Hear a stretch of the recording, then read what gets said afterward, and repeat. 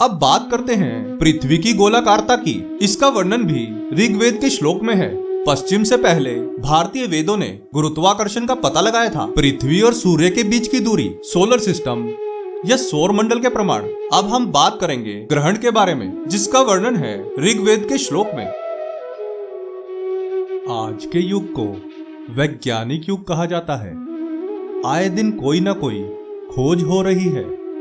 एक सुई से लेकर अंतरिक्ष के सैटेलाइट तक ना जाने आज तक कितनी खोज हुई है, और इन खोज के बारे में सुनकर हम हैरान हो जाते हैं। पर यह आधुनिक विज्ञान जितनी मर्जी ऊंचाइयों को छू ले, पर हमारे वेदों की गहराई को कभी नहीं माप पाएगा। हमारे वेद ज्ञान का भंडार है, और इन्हीं वेदों के बारे में आए दिन कोई ना कोई वैज्ञानिक अपनी टिप्पणी देता रहता है। ऐसा ही एक दावा हाल ही में किया है इसरो के अध्यक्ष एस सोमनाथ जी ने। उज्जैन के महर्षि पाणिनि संस्कृत और वैदिक विश्वविद्यालय के दीक्षांत समारोह में उनका साक्षात्कार हुआ था। उस साक्षात्कार में उन्होंने विज्ञान और वेदों के बारे में दावे किए, जिससे पूरे विज्ञान जगत में हलचल मच गई। उन्होंने कहा कि विज्ञान की कुछ महत्वपूर्ण खोज, जैसे algebra, square root, concept of time, ब्रह्मांड की संरचना, मेटलर्जी या यहां तक कि विमानन भी सबसे पहले वेदों में पाई गई है।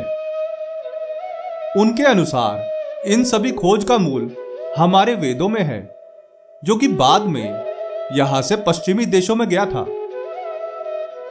उन्होंने बोला कि ऐसा इसलिए हुआ क्योंकि उस समय के भारतीय वैज्ञानिक जिस भाषा का उपयोग करते थे, जैसे कि संस्कृत, उस भाषा की कोई लिपि नहीं थी, जिससे कि उनके ज्ञान को सिर्फ मौखिक रूप से ही समझा जा सकता था।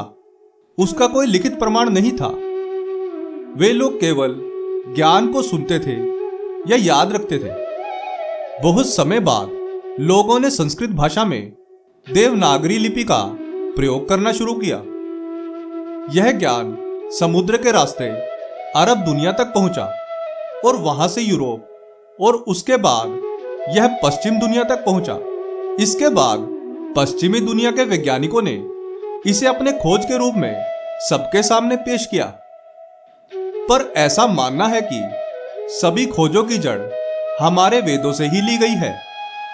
इस वीडियो को अंत तक अवश्य देखिए, क्योंकि इस वीडियो में हम आपको बताने वाले हैं ऐसे ही कुछ महत्वपूर्ण खोज के बारे में, जिसने नासा के भी होश उड़ा दिए।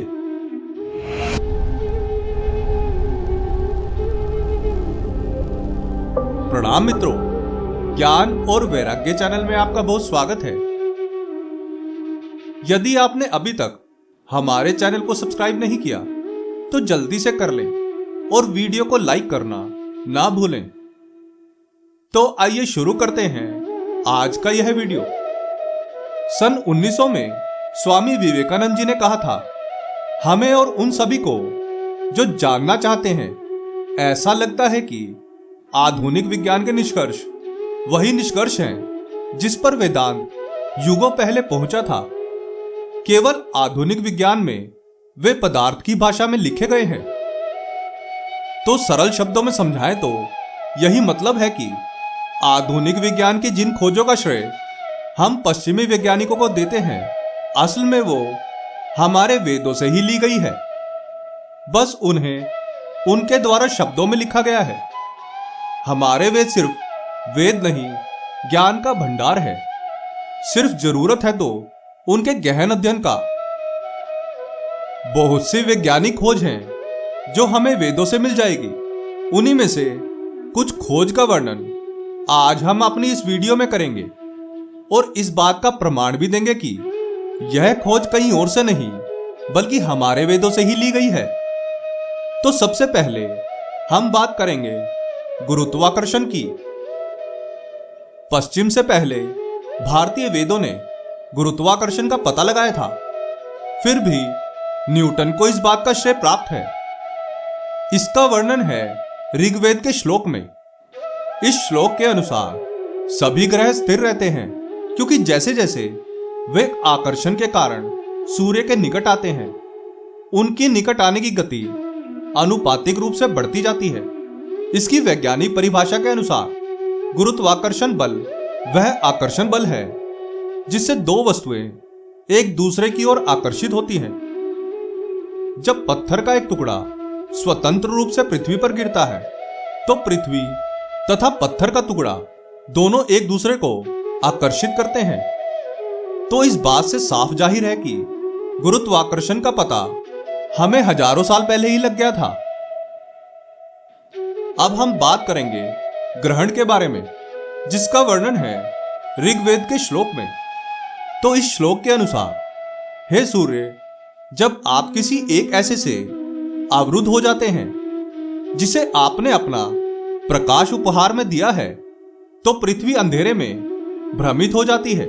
इसकी वैज्ञानिक व्याख्या है, जब चंद्रमा सूर्य और पृथ्वी के बीच में आता है तो पृथ्वी से सूर्य के प्रकाश वाला भाग दिखाई नहीं देता और उस समय पृथ्वी पर सूर्य का प्रकाश न पड़कर चंद्रमा की परछाई नजर आने लगती है।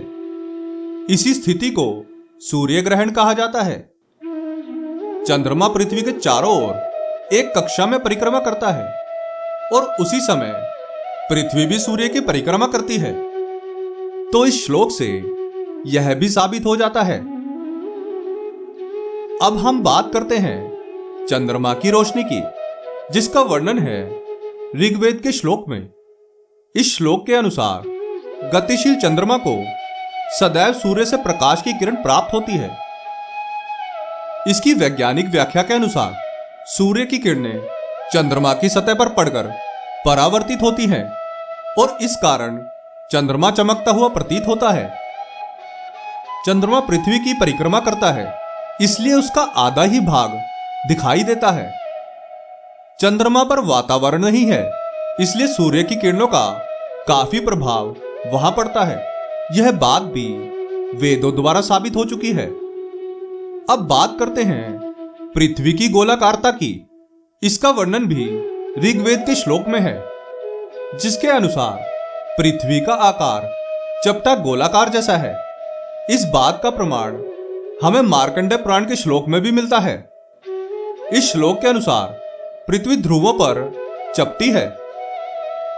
इस अवधारणा का सबसे पहले लिखित उल्लेख 5वीं शताब्दी के आसपास का है, जब यह यूनानी दार्शनिकों के लेखन में प्रकट होता है। पर असल में यह बात हजारों साल पहले हमारे वेदों में लिखी जा चुकी थी। अब हम बात करेंगे आसमान का नीला रंग की अवधारणा के बारे में। इस बात का प्रमाण हमें मार्कंडेय पुराण के श्लोक में मिलता है, जिसके अनुसार नीला आकाश और कुछ नहीं बल्कि बिखरी हुई धूप है। तो आधुनिक विज्ञान के अनुसार नीला रंग अधिक रिफ्लेक्ट होता है और इसलिए आकाश नीला दिखाई देता है। नीले रंग से अधिक रिफ्लेक्शन का यह कारण है कि नीले प्रकाश की वेवलेंथ अन्य प्रकाश की तुलना में कम होती है। तो नीला प्रकाश पृथ्वी के वायुमंडल में हवा के छोटे अणुओं के द्वारा सभी दिशाओं में प्रकाशित होती है। इसी कारण आकाश नीला दिखाई देता है। अब हम आपको देंगे सोलर सिस्टम या सौर मंडल के प्रमाण। इतिहास हमारे सौर मंडल के हेलियोसेंट्रिक मॉडल को स्थापित करने के लिए कोपरनिकस को श्रेय देता है, जबकि यह ऋग्वेद ही था जिसने सबसे पहले सौर मंडल में सूर्य और उसकी परिक्रमा करने वाले किसी भी ग्रह की केंद्रीय स्थिति का उल्लेख किया था। ऋग्वेद के श्लोक के अनुसार सूर्य अपने कक्ष में घूमता है, जो स्वयं गतिमान है। पृथ्वी या कोई भी पिंड आकर्षण बल के कारण सूर्य के चारों ओर घूमते हैं, क्योंकि सूर्य उनसे भारी है। और ऋग्वेद में लिखे श्लोक के अनुसार सूर्य अपने कक्ष में घूमता है, लेकिन पृथ्वी और सभी खगोलीय पिंडों को इस तरह से पकड़कर रखता है कि वे आकर्षण बल के कारण एक दूसरे से ना टकराए। पृथ्वी और सूर्य के बीच की दूरी। तो यह जानकारी हमें मिलती है हनुमान चालीसा से। हनुमान चालीसा पृथ्वी और सूर्य के बीच की दूरी की सात्विक गणना करती है। युग सहस्र जो जन पर भानु, ले लियो ताही मधुर फल जानू। उपरोक्त अंश हनुमान चालीसा से है और इसका अनुवाद इस प्रकार से है। जब हनुमान जी ने सूर्य को फल समझकर निगलने के लिए हजारों किलोमीटर की यात्रा की, उसके अंश के शब्द और शब्द अनुवाद से पता चलता है कि हनुमान ने कितनी दूरी तय की थी। हैरानी की बात यह है कि इसमें लगभग 1% की ही त्रुटि है। अब हम बात करेंगे प्रकाश की गति के बारे में। 14वीं शताब्दी के एक वैदिक विद्वान सायन ने एक बार कहा था, गहरे सम्मान के साथ मैं सूर्य को नमन करता हूं, जो आधे निमेष में 2202 योजन की यात्रा करता है। एक योजन 9 मील है। एक निमेष 1 सेकंड का 21वां भाग है। इस बात से हम भी हैरान हैं कि यह आंकड़ा वास्तविक वैज्ञानिक रूप से सिद्ध 3 लाख किलोमीटर प्रति सेकंड के आंकड़े के करीब है। अक्सर यह माना जाता है कि उनका स्तोत्र कोई और नहीं बल्कि वेद ही थे। ऐसी ही बहुत सी जानकारियां हैं जो हमें अपने वेदों से मिल जाएंगी। तो अब तक हमने आपको वैज्ञानिक फिजिक्स के बारे में बताया। अब हम बात करते हैं आयुर्वेद के बारे में। तो सबसे पहले हमें आयुर्वेदा के लिखित प्रमाण मिलते हैं सुश्रुत संहिता से। सबसे पुरानी चिकित्सा और शल्य चिकित्सा एनसाइक्लोपीडिया 6ठी शताब्दी के दौरान लिखी गई। सुश्रुत संहिता से मिलते हैं जिनमें 1120 बीमारियां, 700 औषधीय पौधे, मिनरल सोर्सेस से 64 और एनिमल सोर्सेस का वर्णन है। सुश्रुत को इंसानों पर मेडिकल सर्जरी करने वाला पहला इंसान भी माना जाता है।